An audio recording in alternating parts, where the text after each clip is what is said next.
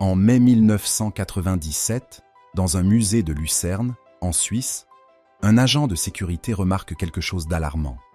L'un des tableaux du musée a disparu de son emplacement habituel sur le mur. Il s'agit d'un petit musée qui ne reçoit qu'une poignée de visiteurs par jour, et l'agent de sécurité vient de voir deux d'entre eux, un homme et une femme, sortir d'un pas vif de la porte d'entrée. Le gardien se précipite à l'extérieur et aperçoit le couple monter dans une voiture. Et bien sûr, le tableau manquant du musée se trouve sur la banquette arrière. Par chance, le musée se trouve en face d'un poste de police et les voleurs sont rapidement arrêtés. Lors du procès qui s'ensuit, il apparaît clairement que l'homme est extrêmement rancunier. C'est lui qui a pris le tableau, une décision impulsive qu'il regrette profondément. Le casier judiciaire de l'homme étant vierge, il est libéré avec sursis et ne purge pas de peine de prison. Personne ne le savait à l'époque, mais les autorités suisses venaient de laisser filer le plus grand voleur d'art de l'histoire. C'est l'histoire remarquable de Stefan Breitwieser, un Français qui a volé pour près d'1,5 milliard d'œuvres d'art. Pour mettre ce chiffre en perspective, si vous deviez revêtir votre plus belle tenue de cambrioleur et voler les 3 tableaux les plus chers jamais vendus aux enchères, le Salvator Mundi de Léonard de Vinci, 450 millions de dollars, l'Interchange de Willem de Kooning, 300 millions de dollars, et les joueurs de cartes de Cézanne, 250 millions de dollars. Il vous faudrait encore voler pour un demi-milliard de dollars d'œuvres d'art pour dépasser le record de Stefan Breitwieser. La quantité d'œuvres d'art que Stefan a volées est presque incroyable, mais ce qui l'est peut-être encore plus, c'est ce qu'il en a fait une fois qu'il les a volées. Mais je m'avance un peu. Pour l'instant, il vaut mieux que je commence par le début. Et comme toutes les bonnes histoires, celle-ci commence par du fromage. En quelque sorte. En mars 1995, Stefan Breitwieser était en visite à Gruyère, la ville suisse qui a donné son nom à un type de fromage que vous avez certainement apprécié si vous avez déjà dégusté une fondue suisse traditionnelle. Mais Stefan n'était pas là pour déguster des produits laitiers fondus. Avec sa nouvelle amie, Anne-Catherine Klein-Klaus, Stefan voulait absolument voir le château médiéval de Gruyère, et plus particulièrement sa collection d'œuvres d'art exquises. Alors que le couple se promène dans les anciens couloirs, une œuvre en particulier attire l'attention de Stefan, un portrait du peintre allemand Christian Wilhelm Dietrich. En regardant le tableau, Stefan a ressenti une de ces étranges pulsions que nous avons tous de temps en temps, un désir bref et intense de faire quelque chose que nous ne devrions vraiment pas faire. Quelque chose comme sauter d'un pont, faire trébucher un retraité qui passe, ou voler un tableau. D'ailleurs, ne vous sentez pas mal si vous avez parfois envie de descendre une personne âgée. Ce genre de pulsion inappropriée est si courant qu'il porte un nom, la cacoraphiophobie.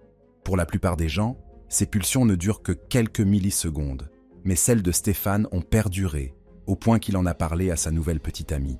Je dirais que le fait d'admettre que vous êtes tenté de commettre un crime grave à votre nouveau rendez-vous Tinder est généralement un bon moyen de vous mériter l'équivalent en personne d'un swipe vers la gauche.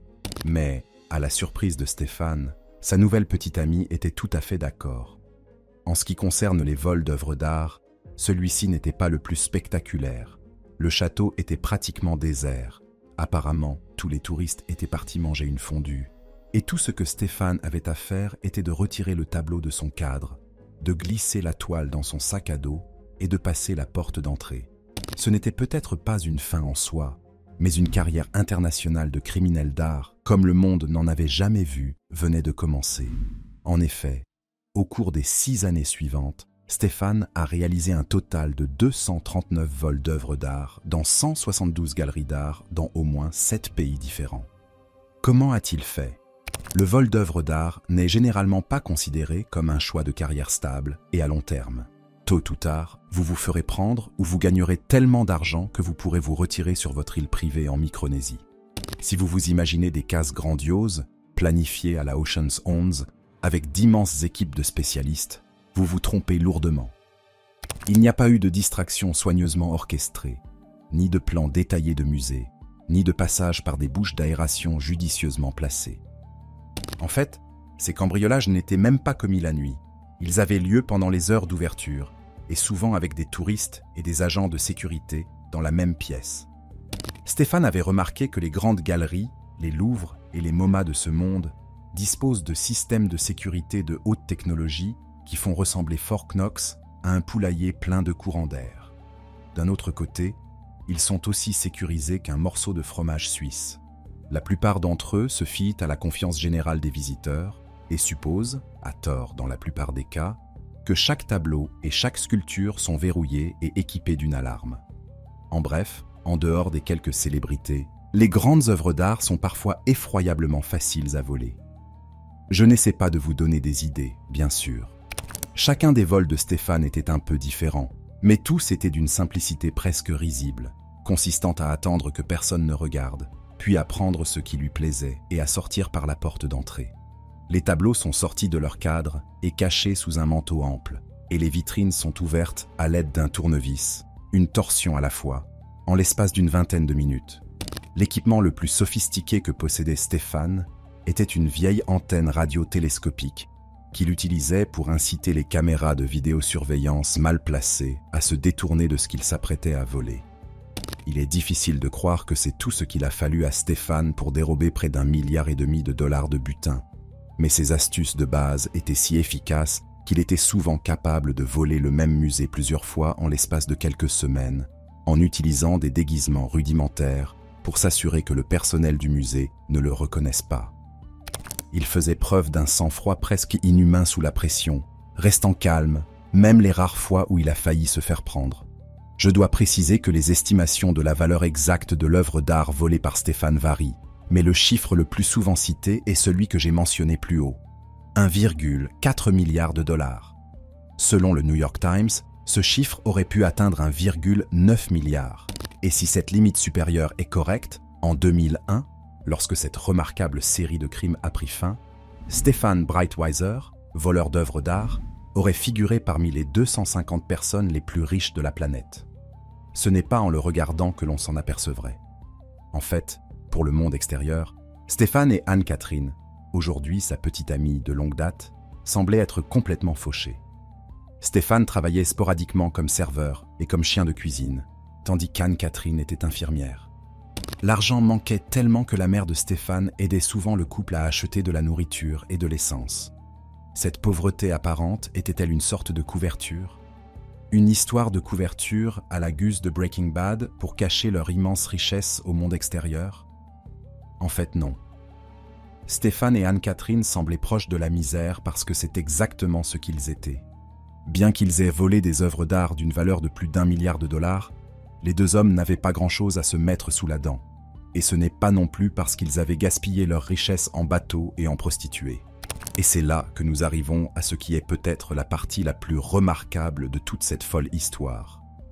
Parce que, bien qu'il ait pris des risques énormes pour voler des centaines de trésors d'une valeur presque inimaginable, Stefan Breitweiser n'a jamais vendu un seul d'entre eux. Pas un seul. Et la raison en est assez hilarante. Stéphane n'est pas devenu le plus grand voleur d'œuvres d'art du monde pour s'enrichir rapidement. Il l'a fait parce qu'il aimait l'art. Au lieu de vendre les œuvres qu'il a volées, il les a conservées dans l'appartement qu'il partageait avec Anne-Catherine, simplement pour avoir le plaisir de les posséder et de les admirer. L'appartement en question se trouvait dans le grenier de la maison de la mère de Stéphane, dans la ville de Mulhouse, en France. Le couple était si pauvre qu'il n'avait pas les moyens de louer un appartement.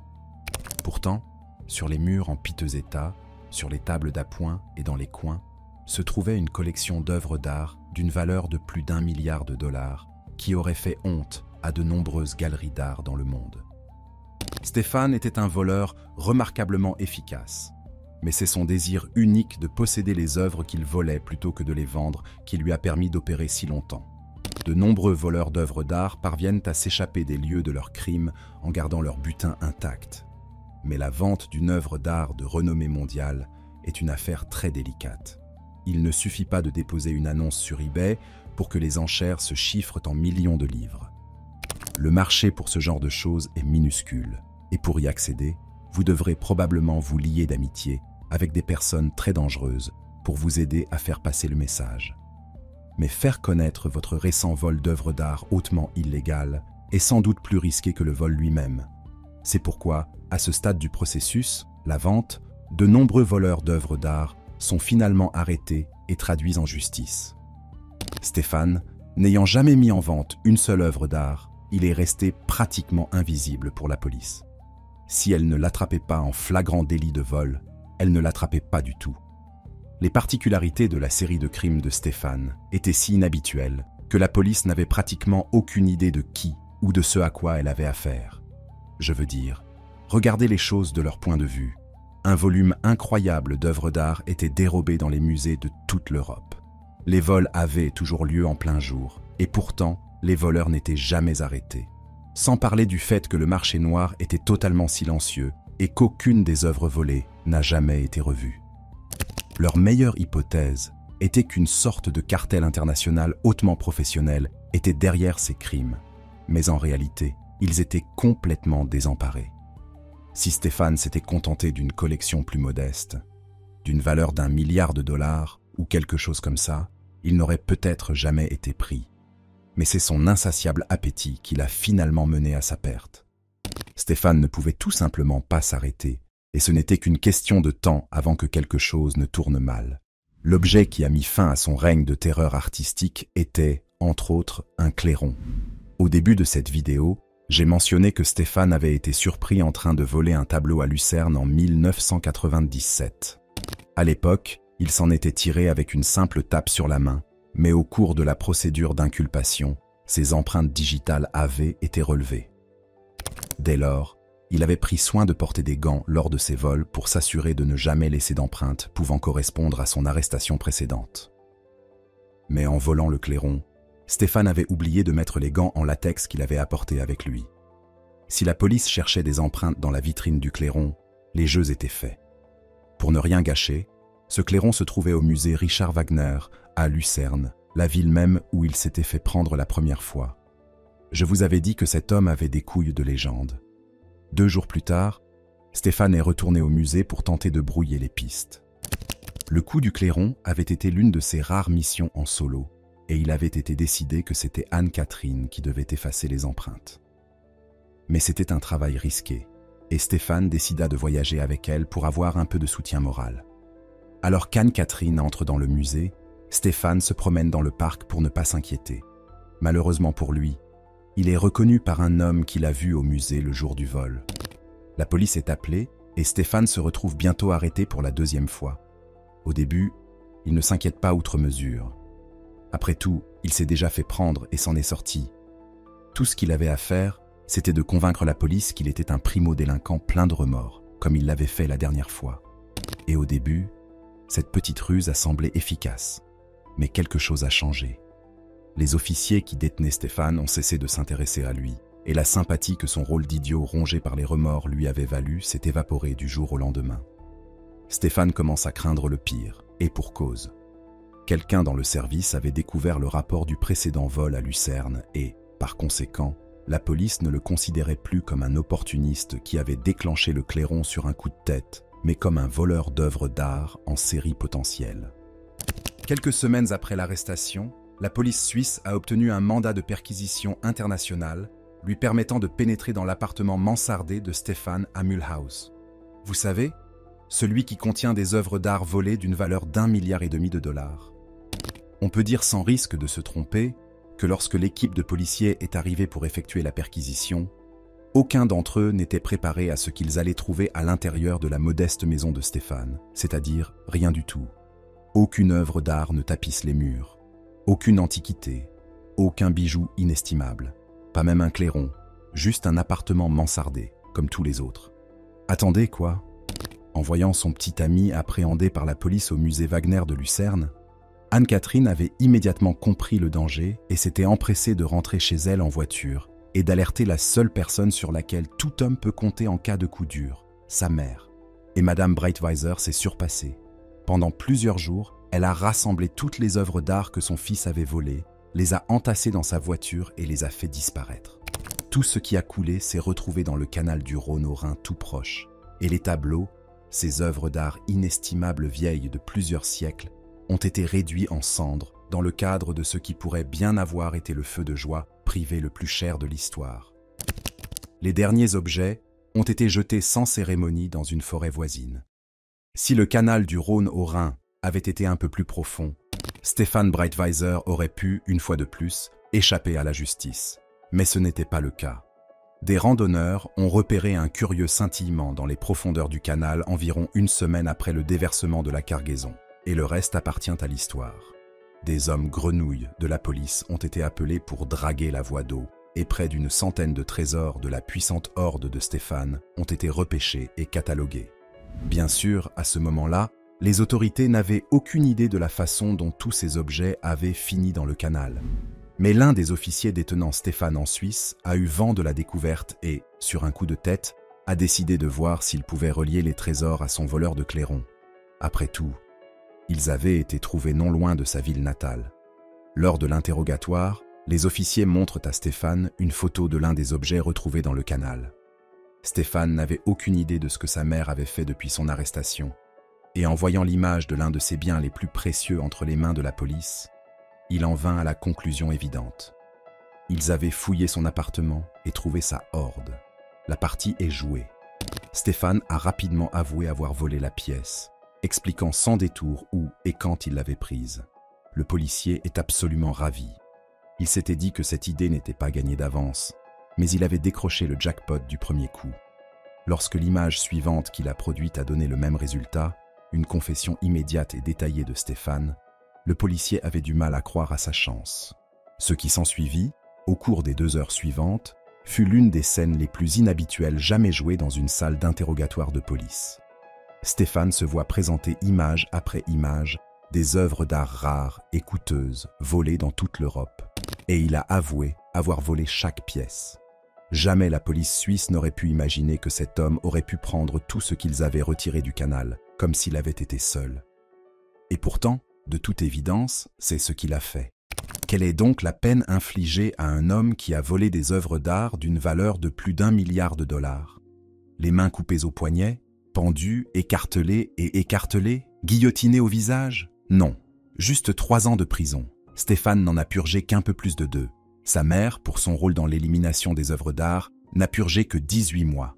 Et Catherine, laissant entendre qu'elle aussi avait été dotée d'une paire de couilles métaphoriques assez lourdes, a nié toute implication dans les vols. En fait, elle a affirmé qu'elle ne savait même pas que Stefan était un voleur d'œuvres d'art.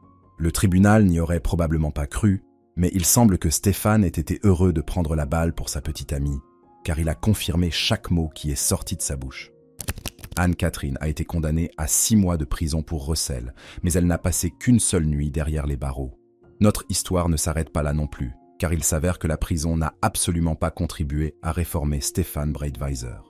En 2011, la police a trouvé chez lui plus de 30 œuvres d'art, volées bien sûr. Il a été condamné à 3 ans de prison supplémentaire et, en 2019, il a été arrêté une nouvelle fois pour avoir tenté de vendre sur eBay un presse-papier volé dans un musée de San Luis.